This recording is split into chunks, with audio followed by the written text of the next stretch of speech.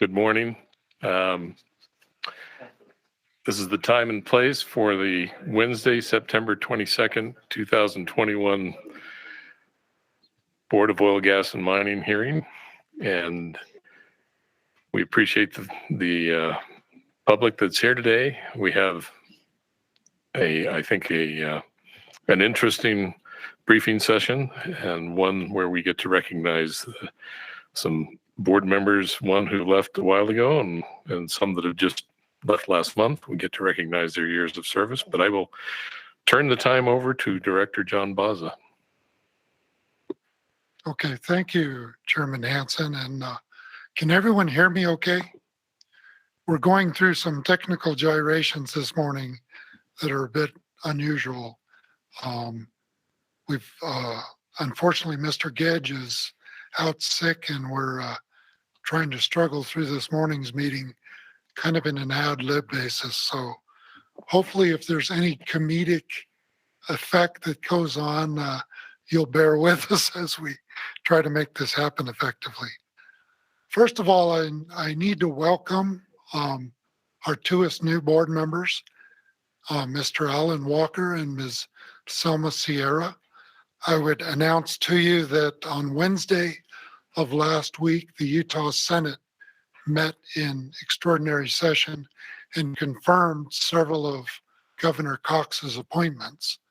And in order to conduct business today as a full and standing quorum of the board, I need to administer the oath of office to both the two new board members as well as to Mr. Moon and Mr. Borden, who have been reinstated for an additional term on the board. Those were actions taken by the Senate on Wednesday, and we congratulate all those members. But I'd like to take this opportunity to administer that oath of office right now. Normally, this would be done by Executive Director Steed, but unfortunately, he's conflicted with an out-of-town meeting this morning, and he really enjoys doing this. So I think he grudgingly indicated that I could take care of doing that today. So in order to make this happen, if I could ask Mr. Borden, Ms. Sierra, Mr. Walker, and Mr. Moon to stand, and I'll have you repeat after me. Please raise your right hands. I, and then state your name. Having been appointed by Spencer J. Cox and confirmed by the Utah State Senate as a member of the Board of Oil, Gas, and Mining, do solemnly swear that I will support, obey, and defend the Constitution of the United States and the Constitution of the State of Utah,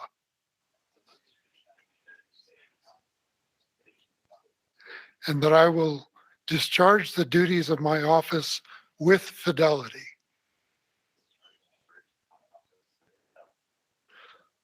Thank you very much, and welcome as members of the Board of Oil, Gas, and Mining.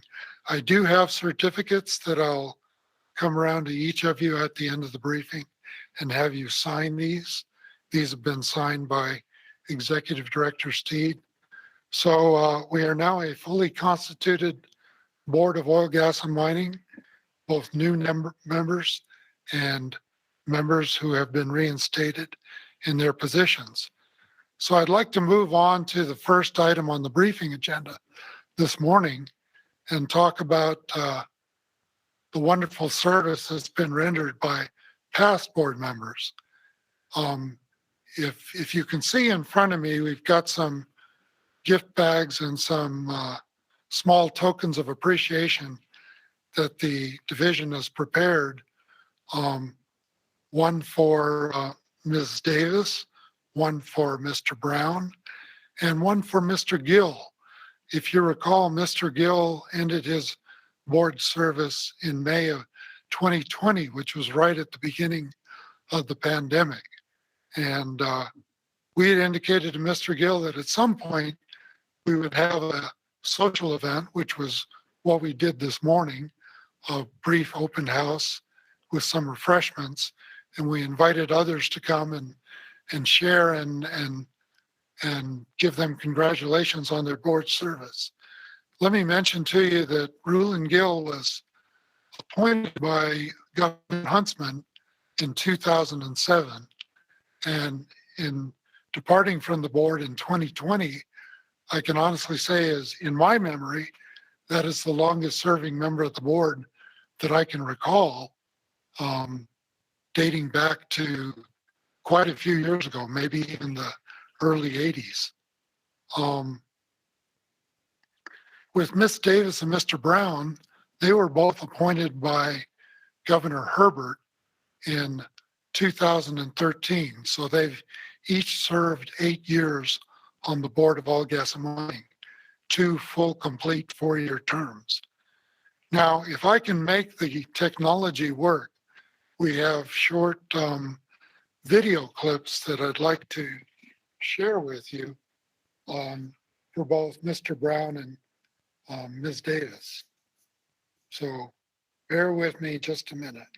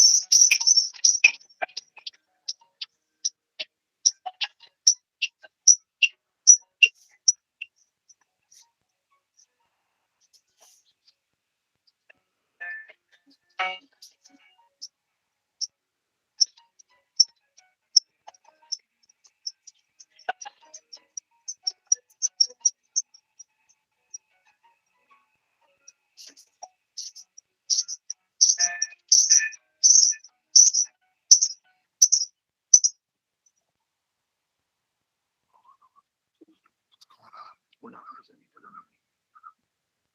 I'm sharing my screen. Let's try it again. Okay, I'll have to rewind the video.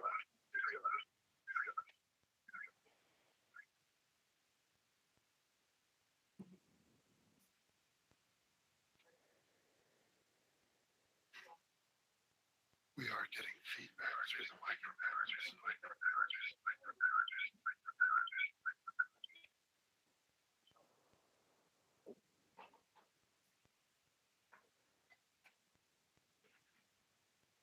Which one is? I think it was this one.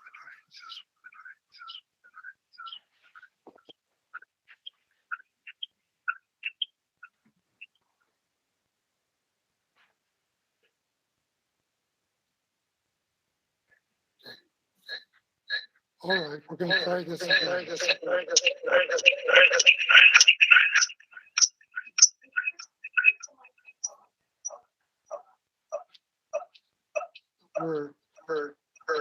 We've got some.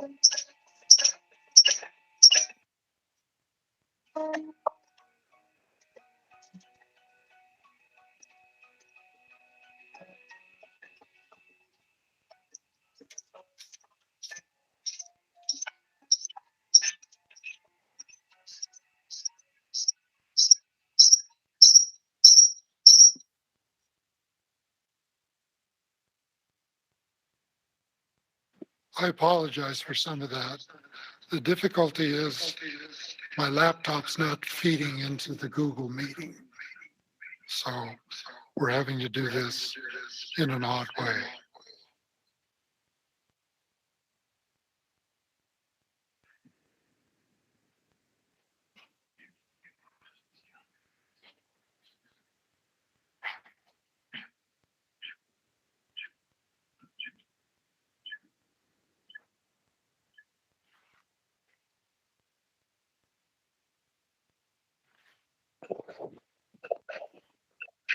Okay, good. Try this one more time.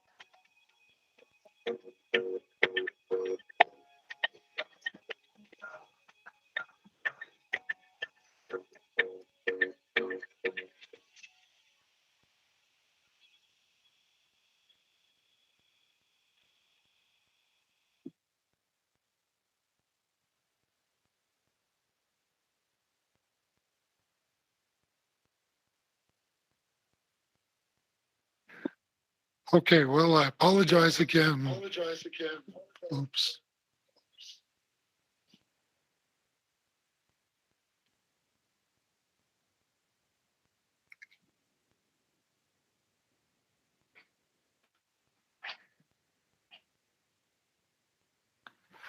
I think you'll agree with me that sometimes technology can be a pain in the rear.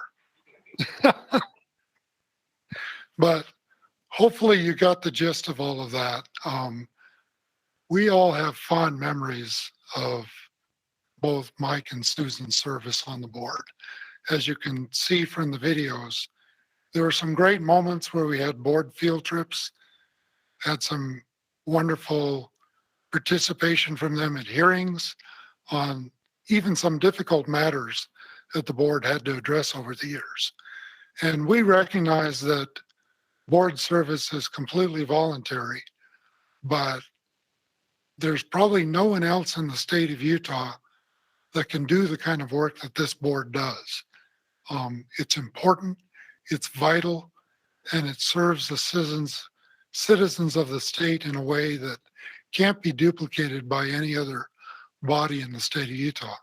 And very frankly, we are grateful for the support that the board gives us as a division with your various rulemakings, with the policy matters that you make decisions on. at very high levels. And we do recognize these decisions in all that we do. And they serve as a precedent to guide us as we go forward in our actions as a division. So let me just say thank you at this point to both Michael Brown and Susan Davis for your years of service.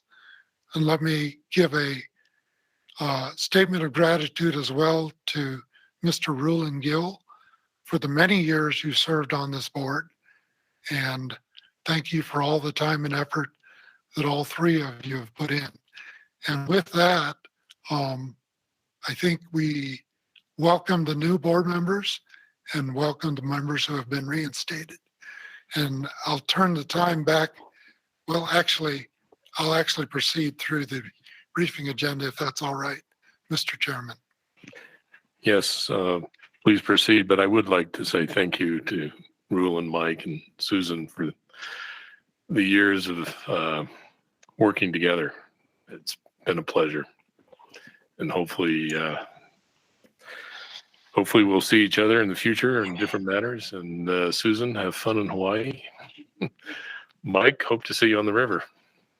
And Rulin, maybe sometime we'll get together up at that palatial cabin in the Uintas. Tell us about it. Yeah. We need to go see it. But thank you. And go ahead, Mr. Boston, Director Boston. Okay. I'm a little bit out of sorts this morning. I know we were hoping to have a coal program update. I see Steve Christensen is on the meeting this morning. Are you prepared to do that, Steve? I am. Okay.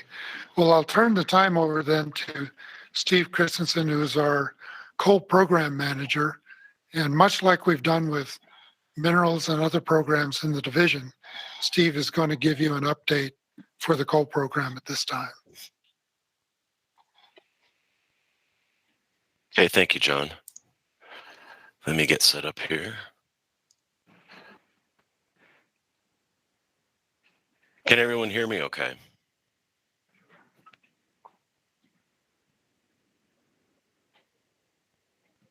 Yes? See the presentation?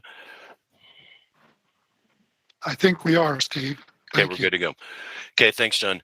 Mr. Chairman, members of the board, good morning, and a special welcome to our newest members. I look forward to meeting and working with you. As John mentioned, my name is Steve Christensen. I am the coal program manager. Started with the division 16 and a half years ago as a hydrologist and have been the manager for a little over 2 years now. And I'm going to take a few minutes and provide a brief overview of the coal program. Won't spend a lot of time on how the coal program came to be, but I thought it might be informative for the new members to at least touch on it.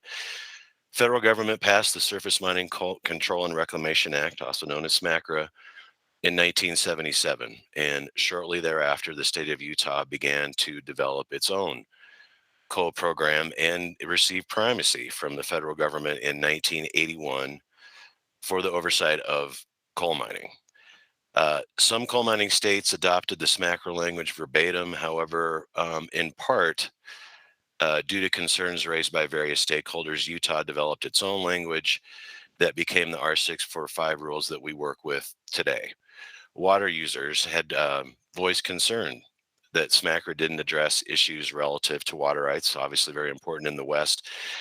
And as a result, language was developed in the Utah rules pertaining to water rights. But aside from that, SMCRA and R645 rules are essentially verbatim.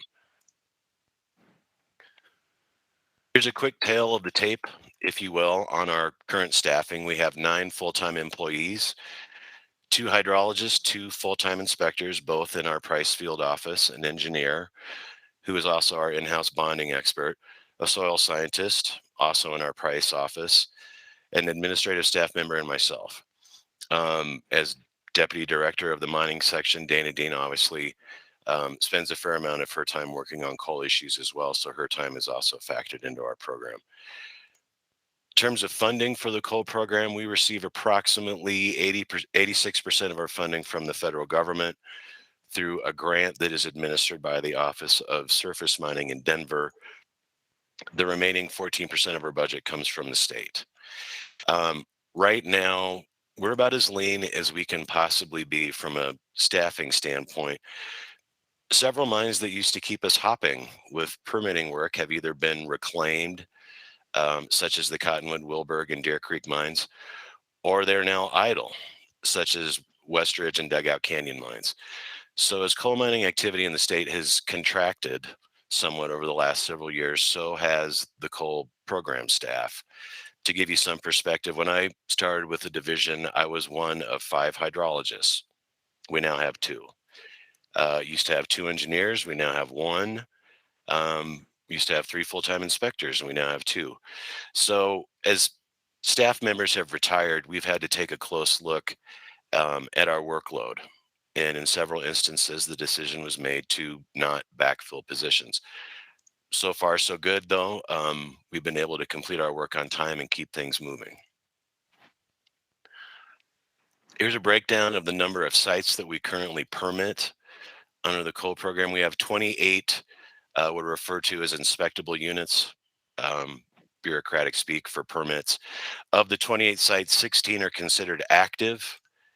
Of those 16, 4 are longwall operations. We have 1 open pit mine, 2 are room and pillar operations. We have 2 sites that remine refuse material, 3 loadout facilities, and the remainder are in various phases of reclamation. 8 of the mine sites are inactive or idle, referred to in the rules as in temporary cessation. And we have 4 bond forfeiture sites: the White Oak Mine, Blackjack Mine, Wellington Dry Coal that the board is aware of, and the Horizon Mine. Currently, we hold roughly $66 million in bond to cover the reclamation costs of 2,576 acres of disturbance associated with coal mining. In terms of production in Utah, here's a table that shows millions of short tons produced in the state. These numbers come from OSM. They're reported to the Office of Surface Mining in Denver by each mining company every quarter. These are the latest numbers provided by OSM. These production numbers may vary from those reported by other sources or agencies due to varying methods of calculation and reporting requirements. But you can get a sense of where Utah sits production-wise. Currently, Utah ranks 10th in the country among coal-producing states. I wanted to briefly discuss the remote work aspect of the coal program. As with virtually every organization and business in the country, the onset of the pandemic presented real challenges to getting our work done, with everyone working remotely from home. In mid-March of 2020, the office closed and the entire staff began working from home. And I will readily admit I was concerned about how this was going to work. Could we pull this off? And what became apparent fairly quickly was that even though it wasn't designed for a remote work model, the electronic permitting process that we began developing years ago was almost tailor-made for it. We began working on an all-electronic permitting process back in 2013. And the reason we did that was to essentially streamline the permitting process and make it easier for us, easier for the coal operators to submit permit amendments. We push a lot of paper in this line of work. Some of the amendments that we review can be very large, hundreds of pages, sometimes well over 1,000 pages. So going electronic also provided a significant cost savings to the companies, in that they didn't have to pay for all the ink cartridges and reams of plotter paper for each review iteration. So when the word came down that the office was closing, we were more prepared than we knew to work remotely. We had some minor logistical issues to sort through, like getting everyone cameras and headsets like the one I'm wearing for virtual meetings, and VPN connections set up so they could access the files and databases behind the firewall from home. But aside from that, I felt like we were in pretty good shape to keep things moving. We were pressure tested fairly early, several times during the summer of 2020, with some permit amendments that were very time sensitive. We needed to get our work done within a very short window, or there were going to be real consequences for the company. And in each instance, we managed to get our work done, get to a final approval, and meet the company's deadline. So in summary, there was very minimal disruption to doing our jobs and getting our work completed on time.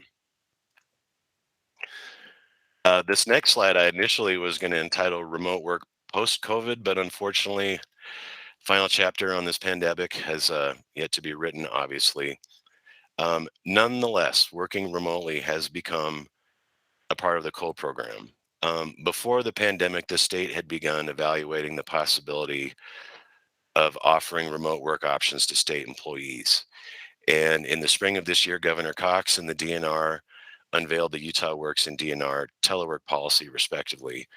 For those who may not be aware, the Utah Works program allows for state employees to essentially work full-time from home. The DNR teleworks policy is more of a hybrid, and then employees essentially split their time between the home and the office. All but one of our staff members opted to work from home to some degree. You can see the breakdown on the slide. Many of our staff live an appreciable distance from the office. We have one staff member who lives in Santaquin, another in Ogden. So being able to work from home and eliminate their considerable commute times has been great for them. From my perspective as a manager, it did take some time to get used to such a quiet office. I still come in every day, but I have no complaints at this point because we're getting our work done and we're doing it well. Every quarter, we compile a slew of numbers and stats on how many reviews we complete, how many inspections we've done, and how many of those were completed within our established deadlines. And then those stats are then submitted to the governor's office. In the last 4 quarters, we've completed our work within our established deadlines 97% of the time. So sure, there's room for improvement to get that final 3%, get to 100%, but nonetheless, it's a solid A in my book. Additionally, I have yet to receive a complaint from industry or any other stakeholder for that matter. So I'll take no news as good news on that front at this point. Being relatively new to the management side of the spectrum, I'm very fortunate to have such a competent and professional staff. I work with a great group of people, and I'm proud of the work we do. That was it, short but sweet. I'll conclude my remarks. I've provided my contact information. If you ever have a COLE-related question or want to discuss something with me, feel free to reach out and contact me. At this point, I'd be happy to try to answer any questions that the board may have. Board members, any questions for Mr. Christensen? Well, thank you, Steve. That was, I think, very informative. And I'm trying to get your cell number down here so I can give you a call. You don't have my I'll cell turn- number yet? No. Oh, darn, they switched the screen. Oh, I'll call you and get. I'll turn the time back over to you, Director Bozza. Thank you, Mr. Chairman. And Steve, that was a very well presented and articulate presentation. Thank you for the update. I think we found that through the pandemic, although it's been a challenge, there's some good pieces of news that have come out of it all across the division. And I think the COLE program is a good example of that. So the next item on the briefing agenda is the board's hearing schedule for 2022. This is the time of year when we provide you with a proposed hearing schedule, and then at the October meeting, we would ask you to ratify that schedule so that it can then be published on our website and appropriate people can be informed. But so I would just ask you, Julianne sent you an email recently, and I would just ask you to look at those dates. If you see any major stumbling blocks or conflicts, please let myself or the chairman know, and we can try to make some adaptation to any changes that need to occur. So again, take a look at it, and you'll have another month before we will ask you to ratify that schedule for next year. In terms of the division calendar coming up, we are also struggling with the concept of a continuing surge in the number of cases in the state of Utah with some of our public meetings. One of the ones we're concerned about is our Uinta Basin Oil and Gas Collaborative meeting, currently scheduled for October 14th. And we haven't yet decided to go virtual on that, but we have invited in the past board members to participate and attend that if you're willing. But we will keep you informed as to whether we do go virtual on that. Another meeting that we've been involved with in terms of organizing has been the Groundwater Protection Council Annual Forum. It was scheduled for Salt Lake City the last week in September, and they made the decision about 4 weeks ago because of the limited participation of federal agencies who would be coming to the meeting, that meeting was going to go all virtual as well. So if any of you were planning to participate in that, I would just indicate to you that it is now a fully electronic meeting. Another meeting that we've been watching carefully is the Uinta Basin Energy Summit, which is also scheduled for next week and Tuesday the 28th. And it's in Vernal. Normally we would have invited all the board members and registered you appropriately for that meeting, but with some of the highest case counts in the state coming from the Uinta Basin, we don't know if that meeting will also turn virtual at some point in the next few days. So we'll be watching that carefully. But as you can see, things are a bit up in the air in terms of planning for effective public meetings. I think this meeting, this board meeting, we've still committed to doing it in a hybrid manner. And as long as the technology will hold up for us. And as you can see, we're still having some challenges with that on a routine basis. But we'll try to work through those and hopefully make sure that the public is served with being able to observe these board hearings into the future. I think, Mr. Chairman, that is the end of our briefing to the board this morning. I know that Ms. Sosa just texted me a few minutes ago, and she is unable to be here because she's a bit under the weather too, but I think she wanted to say a few words to our past board members as well, if we'd be willing to give her a few minutes. Absolutely.